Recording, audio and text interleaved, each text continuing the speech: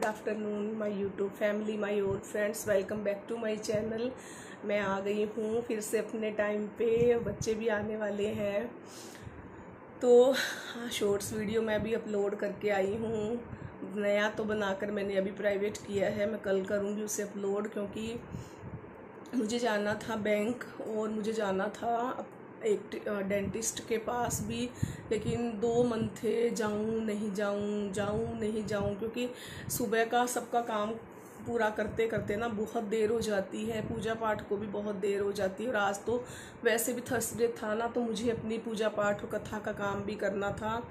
तो कथा करने के लिए चाहे मुझे दोबारा जोत, क्योंकि पापा ससुर ना सुबह सुबह पाठ पूजा कर लेते हैं, तो जब तक मैं फ्री होती हूँ ना तब तक उनका वो हो जाता है, पूर्ण हो जाती है जोत। तो उसके बाद दोबारा मुझे जोत करनी पड़ती है, क्योंकि बृहस्पति देवता की कथा मैं बचपन से करती आ रही हूँ, केले की पूजा करती हूँ, तो उसके लिए ना मुझे दोबारा जोत, केले के जड़ में भी जोत जलाते हैं ना, वहाँ भी हम जोत धूप सब करते हैं।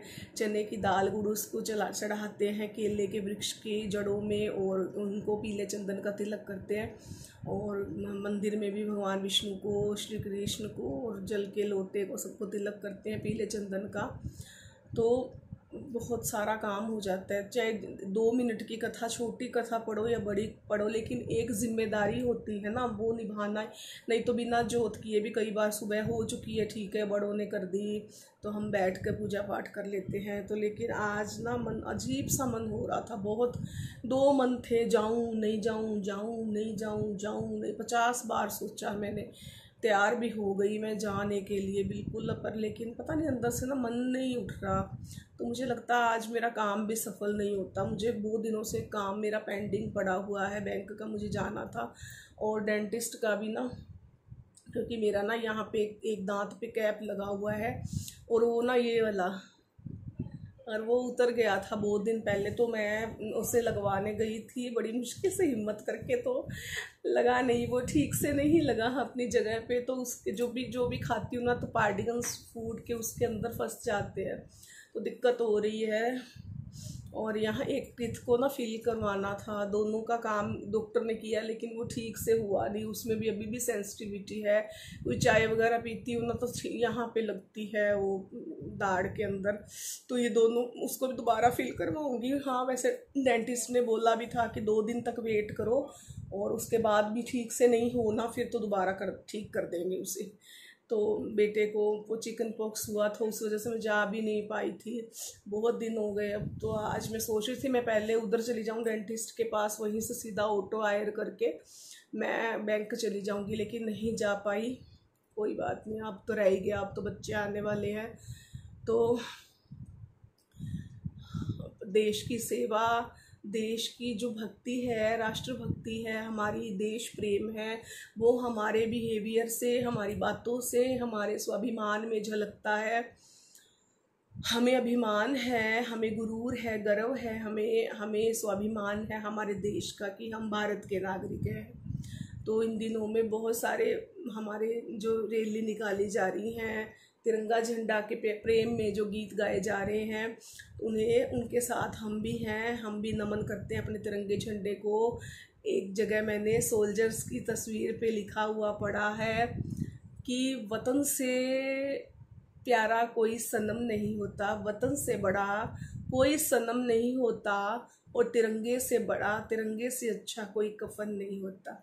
कहते ना, सल्यूट करने को मन करता है। सच में उनके भी तो इमोशंस हैं, उनके भी तो परिवार हैं, उनकी भी तो पत्नी और प्रेमिकाएं हैं, लेकिन वो वतन को ही अपना सनम मानते हैं, वतन को ही सब कुछ और सब। सच में जब तक इस तरह का जज्बा अंदर नहीं होता ना, मातृभूमि पे मर मिटने का, उसे ही अपना सब कुछ, गुरूर, अपना इज्जत, अपना ईमान, अपना जान, अपना धर्म, अपना सुख, सब कुछ तिरंगे को ही समझते हैं ना, सच में तभी वो इतना मतलब फौलादी जिगर लेकर चलते हैं, हाथ पर अपनी, तो कहते हैं ना, जान हथेली पर लेकर वो लोग चलते हैं, तभी चल पाते हैं।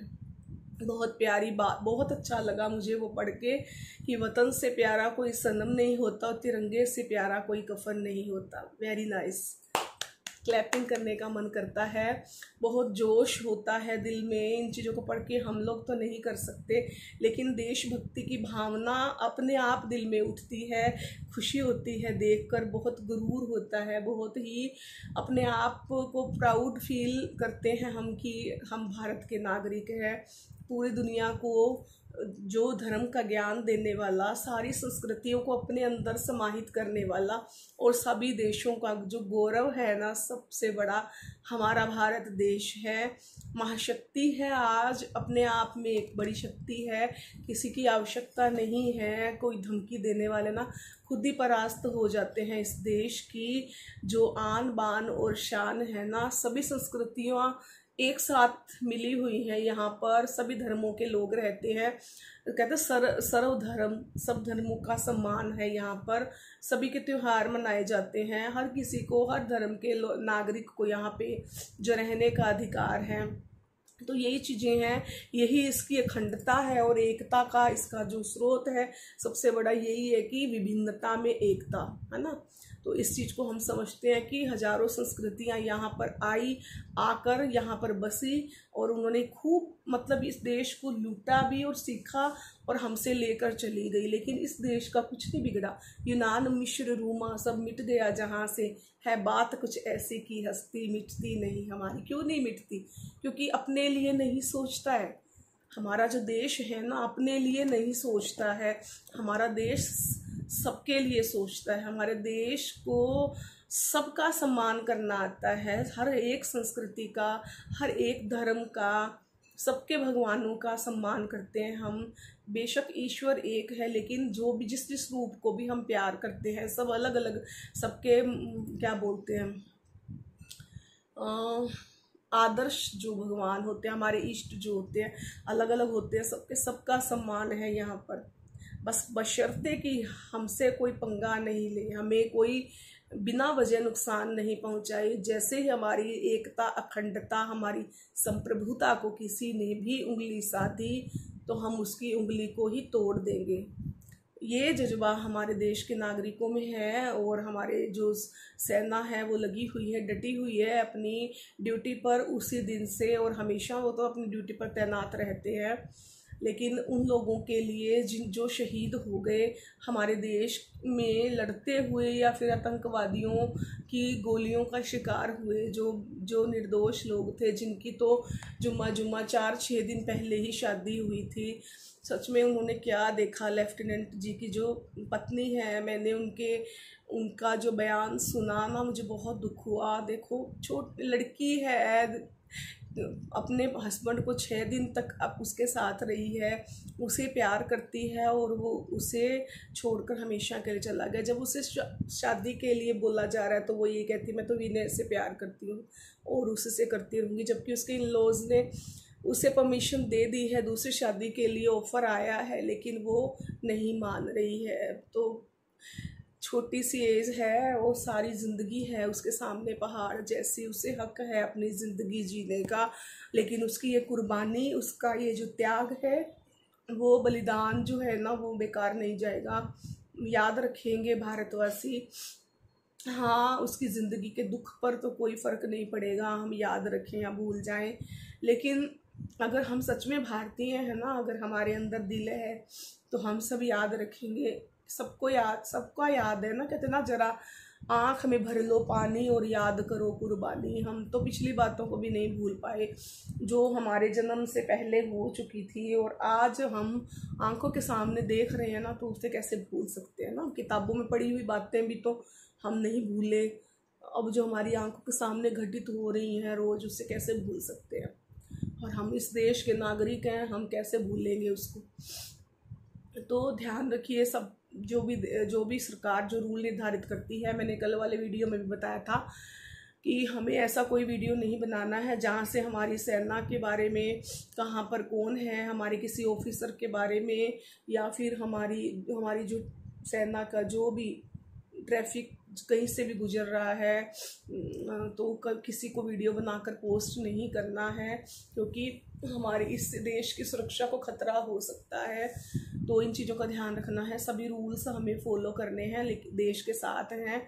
देश को प्रेरित करते रहिए, उस सेना के लिए दुआएं करते रहिए, अपनी पूजा पाठ का इतना सही उन्हें फल प्रदान करते रहिए, ताकि उनकी जो हिम्मत है, उनका हौसला है, उनकी हेल्थ है, वो कभी कम ना हो। वो देश के लिए तैयार खड़े रहे और उनके अंदर हौसला और साहस वैसे ही बना रहे जैसा कि वो उन्होंने अभी दिखाया कुछ दिन पहले। और हमारी विंग कमांडर और हमारी जो कर्नल सोफिया कुरैशी जी और वमिका सिंह, उनका भी तहे दिल से हम आभारी हैं। हम नमन करते हैं ऐसे फौलादी जिगर को जिन्होंने पाकिस्तान के अंदर घुसकर 30 किलोमीटर तक महिला होने के बावजूद, हम कहते हैं ना हमें ये हो गया, हमें डर लग गया, लेकिन उनकी हिम्मत की दाद देनी पड़ेगी ना। देखो उन बिल्कुल डरी नहीं है, उनके भी फैमिलीज़ हैं, उनके भी परिवार हैं, उनके भी बच्चे होंगे। तो ध्यान मतलब रखना है हम सबको देश की सेवा में, जितना जो भी कुछ हम कर सकते। तो वो तो यज्ञ सैनी थी ना, आ गई हैं बच्चे स्कूल से, इनका पूरा दिन यही चलता रहता है। 500 रुपये करना, 550 रुपये करना, 250 रुपये करना कभी बुक लेना है, कभी ऑटो वाले को उसका किराया देना है, कुछ भी चलता रहता है।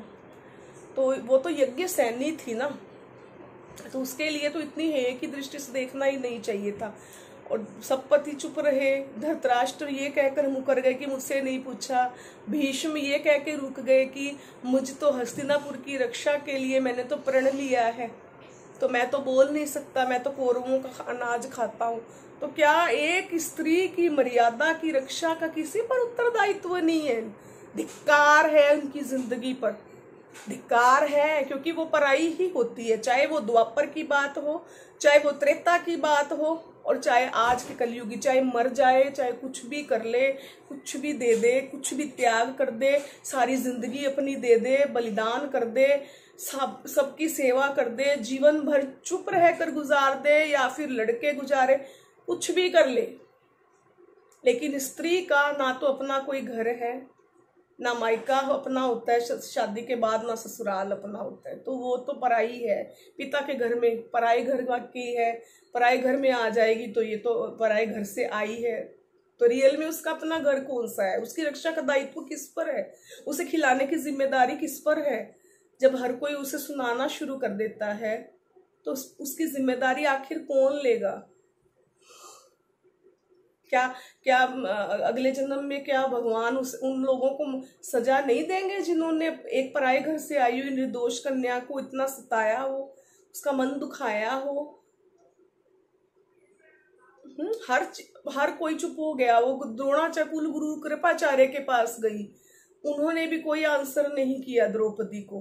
वो द्रोणाचार्य के पास गई, आप तो मेरे पिता के दोस्त हैं, आप तो उठ जाइए मेरी रक्षा के लिए, उठ जाइए। काका विदुर काका अगर उठे उसका विरोध करने के लिए तो दुर्योधन ने उन्हें चुप करा दिया। अगर विकर्ण उठा तो उनको भी दुर्योधन ने चुप करवा दिया। विकर्ण ने कहा कि भाभी के लिए जो भी ये गलत शब्द यूज किए इसे वापस लो, तो उसे भी डांट कर बिठा दिया। मतलब कोई कुछ भी नहीं कर पाया। मतलब एक स्त्री, मतलब वहां पे उसे निर्वस्त्र किया जा रहा है, उसकी बेइज्जती की जा रही है, तो कोई पुरुष उठकर नहीं आया उसके सम्मान की रक्षा करने के लिए। फिर इन रिश्तों का अचार डालना है क्या? ऐसा ही तो होता है कलयुग में भी। यहाँ पे कौन होता है किसी का? सब स्वार्थ की दुनिया है, बस काम काम काम काम काम काम काम, सबको काम चाहिए। और जब तक ये शरीर चलता है ना, हाथ पैर चलते हैं, तब तक सब अपने होते हैं। काम नहीं करेगा ना ये शरीर, किसी को सेवा करके नहीं देगा, तो ना किसी को किसी से कोई प्यार है, ना किसी का कोई रिश्ता है, ना किसी का किसी के प्रति कोई जिम्मेदारी है। बस यही लाइफ है, ये कड़वा सत्य है। जितनी जल्दी इसे स्वीकार, एक्सेप्टेंस जितनी जल्दी ले आओगे ना लाइफ में, उतना ही सुखी हो जाओगे। एक्सेप्टेंस नहीं हो पाती ना, हम स्वीकार नहीं करते उसे। मैं बात शुरू करी थी मैंने पुरुषों के घर में आकर जो चिल्लाते हैं ना, परिवार ही नहीं है तो फिर किसके लिए कमाओगे आप किसके लिए अरेंज करोगे चीजें, अगर आपके पास फैमिली नहीं है, बच्चे ही नहीं है, तो इन्हीं के लिए तो कमाकर हम इकट्ठा कर दे, इनके लिए घर हो, इनके लिए गाड़ी हो, इनके लिए फैसिलिटीज हो, इनके लिए सारी चीजें हो। एक ये मेरा, एक बार शक्ल तो दिखा दे मेरी बच्ची, आ जा मेरी बिल्ली, एक बार तो दिखा दे, एक बार शक्ल तो दिखा दे बिल्ली। नहीं आएगा, ये सोया पड़ा, देख लो छोटे वाला आके ऐसे पशरू बन जाता है, देखो कैसे सोया पड़ा है, रिलैक्स हो जाता है आके एकदम से।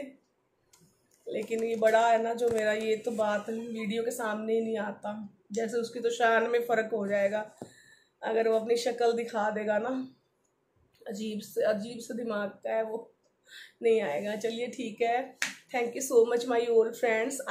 मैं लंबा लॉन्ग वीडियो डालती हूँ ना जब, तो सब लोग देखते भी हैं उसे और कुछ लाइक भी करते हैं, तो मैं मानती हूँ 13, 15, 23 मिनट के मेरे कई बार वीडियो हो जाते, तो उसे अगर 10, 12, 15, 20, 25, 30 लोग भी देख रहे हैं ना, तो बहुत बड़ी बात होती है।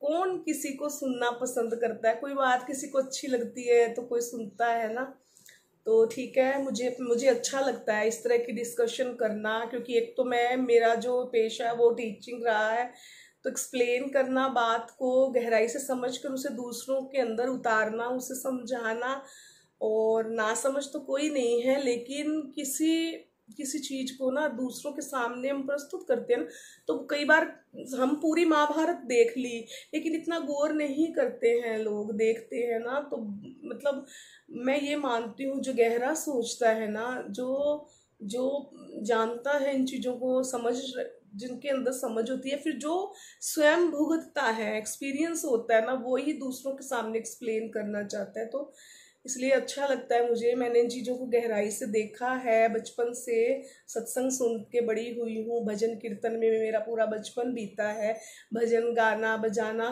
स्कूल में कल्चरल प्रोग्राम्स में पार्टिसिपेट करना मेरी हॉबी रही है, और मैं आज भी म्यूजिक सुनना, गाने गाना पसंद करती हूँ, नाचना भी मुझे आज भी बहुत अच्छा लगता है, लेकिन मैं अब मोटी हो गई हूँ ना, तो मुझसे नाचना थोड़ा पॉसिबल नहीं होता, थक जाते हैं जल्दी, पैरों में स्वेलिंग रहती है, थोड़ी प्रॉब्लम्स आ गई हैं, कोई बात नहीं। हमारा दिल अभी भी मतलब एक बार क्या है ना, वो भरा हुआ है भावों से, बहती जिसमें रसधार नहीं, हृदय नहीं वो पत्थर है जिसमें स्वदेश का प्यार नहीं, तो देश प्रेम की भावना है, क्योंकि हम स्कूल्स में ना पार्टिसिपेट करते थे पैट्रियोटिक सॉन्ग्स में, ग्रुप सॉन्ग में, डांस में, तो देशभक्ति गाने गाते थे तो अच्छा लगता, मंदिर में भी भजन गाया करते थे, कीर्तन में जाया करते थे, तो वही हॉबी है। तो ये जो टीचिंग मैं बता रही हूँ उसमें भी मैंने जो एक्सप्लेन करती हूँ, उससे मेरी डिस्कशन करना भी मुझे अच्छा लगता है, अच्छी बातों पर, कोई भी लाइन, कोई भी पंक्ति जो मुझे लगता है मैं इस पर अच्छा सा स्पीच दे सकती हूँ, बोल सकती हूँ, तो वो मैं ज़रूर दूसरों के समक्ष प्रस्तुत करती हूँ। Thank you so much my old friend, thank you, bye. भी फैमिलीज़ हैं, उनके भी परिवार हैं, उनका भी घर परिवार, घर संसार है, तो ध्यान रखना है हम सबको। हमें सिर्फ घर पर बैठकर हमें कुछ रूल्स फॉलो करने के लिए और कुछ दुआएं मांगने के लिए बोला गया है, तो ज़रूर उसे फॉलो करें, सहयोग दें देश की सेवा में, और अधिक से अधिक मोटिवेशनल चीज़ें डालें जिससे कि खुद को और दूसरों को प्रेरणा मिल सके। बाकी हमने चैनल की बात पे आ जाते हैं, तो मैंने शॉर्ट्स वीडियो अपलोड कर दिए हैं, और मैंने कॉमेडी वीडियो आज ज़्यादा अपलोड किए हैं, आप देखिएगा, बताइएगा, वायरल हो गया है, अच्छे से वायरल हुए हैं। आज देशभक्ति के भी मैंने कुछ डाले थे, एक फरिश्ते फिल्म का एक सीन मुझे बहुत अच्छा लगा था, मैंने जितनी बार भी वो मूवी देखी ना, मुझे उस मूवी में सबसे प्यारा सीन वही लगा था, जब देश प्रेमी झंडे को टांगने के लिए मतलब घायल है, वो अपना झंडा देश का फहराकर उसे गोलियों से छलनी कर दिया गया है, और उसकी पत्नी ये शब्द कहती है कि मेरी इज्जत इस देश की इज्जत से बड़ी नहीं है, मेरे तन के कपड़े भले ही उतर जाए अर्जुन, ये झंडा मत उतारना। तो मतलब गौरवान्वित करने वाली बात है, देश प्रेम का इतना बड़ा उदाहरण हमारी फिल्मों में भी दिखाते हैं, तो सच में भी फौलादी जिगर होते होंगे, तभी तो ये उदाहरण प्रस्तुत किया गया है ना। तो ध्यान रखिए, जो भी है हमारे, जो भी कर सकते हैं हम, हमें ज़रूर करना चाहिए। और जो मुझे अच्छा लगता है ना, मैं अभी भी स्क्रीन रिकॉर्ड करके ना वो मैं डालने की कोशिश करूँगी, क्योंकि मुझे बहुत सारी चीज़ें, जैसे महाभारत है ना, महाभारत में द्रौपदी वस्त्र हरण का, जिस दिन द्रौपदी वस्त्र हरण का जो एपिसोड दिखाया गया था, उसमें बहुत सारी ऐसी मोटिवेशनल और स्त्री को मध्य नज़र बनाकर, नारी को केंद्र बिंदु बनाकर, नारी को केंद्र में रखकर बहुत सारी बातें बोली गई थी। सॉरी, धर्म और अधर्म की बात को लेकर बहुत कुछ कहा गया था। उसमें द्रौपदी भी कहती है कि आप भीष्म पितामह, सॉरी 1 मिनट में कुर्सी पे ट्रांसफर हो रही हूँ, क्योंकि ना बेड पे बैठे बैठे ना मेरा बैलेंस थोड़ा सा नहीं बन रहा है।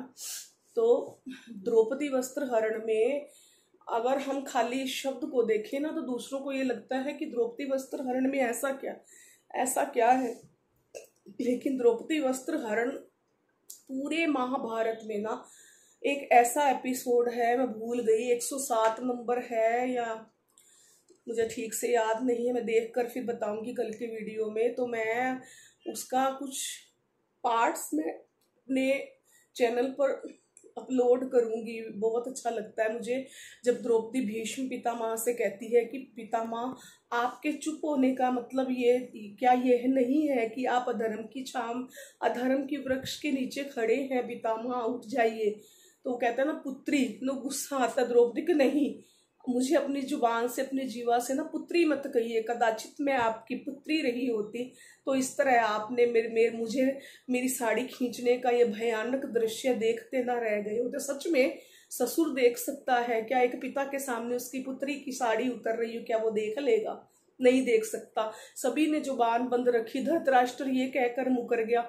युधिष्ठिर ने द्रौपदी को दाव पर लगाने से पहले मुझसे परमिशन नहीं ली, इजाजत नहीं। अरे भाई तू ताया है, उठकर, ताया ससुर है, तो क्या उठकर 2 तमाचे नहीं लगा सकता अपने पुत्र के? या तुम राजा होने के नाते क्या एक आदेश नहीं दे सकते उस समय उस सभा को कि इसी द्यूत क्रीड़ा को बंद किया जाए, जहां पर एक स्त्री को नग्न किया जा रहा है? क्या नहीं बोल सकता था? वो बोल सकता था ना, लेकिन नहीं बोला। और मतलब जो पांडव थे 5 पति थे, वैसे तो 5 पति होने का दम भरते थे, लेकिन उस समय क्या हो गया, एक रूल की वजह से वो नीचे सेवक बनकर नीचे मुंह करके बैठ गए। श्री सर्वश्रेष्ठ धनुर्धर अर्जुन, सर्वश्रेष्ठ गदाधारी भीम, धर्मराज युधिष्ठिर, नकुल और सहदेव सर्वश्रेष्ठ थे ना, वो तो विद्याओं में पूर्णता लिए हुए थे। कि क्यों नहीं उठे अपनी पत्नी के सम्मान को बचाने के लिए? क्यों उसे उस परम परमेश्वर कान्हा और ईश्वर सर्वशक्तिमान श्री कृष्ण को ही बुलाना पड़ा कि मेरी लाज बचा? और वो दौड़े चले आए थे कि काश द्रौपदी सबसे पहले मुझे आवाज लगा ली होती।